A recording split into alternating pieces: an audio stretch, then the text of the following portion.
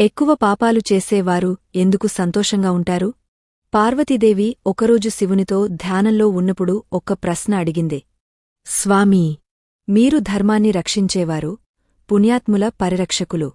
కాని నేటి భూమిలో చూస్తే ఎక్కువగా పాపాలు చేసేవారే సుఖంగా జీవిస్తున్నారు. వాళ్లకి ధనం, పేరు, శరీరసుఖం అన్నీ ఉన్నాయి. కాని నిజాయితీగా ఉండే సద్గుణాలు కలవారికి మాత్రం కష్టాలే ఎదురవుతున్నాయి. ఇది ఎలా న్యాయం స్వామీ? ధర్మానికి ఇంత అన్యాయమెందుకు? పాపానికి ఇంత బలం ఎలా స్వామీ? అని అడిగింది. శివుడు ఆమె వైపు సున్నితంగా చూస్తూ, ఈ ప్రశ్నకి సమాధానం నేను తప్పకుండా చెప్తాను పార్వతీ. కాని మాటల్లో కాదు, దీనికి సమాధానం ఒక సంఘటనలో ఉంది. నాతోరా.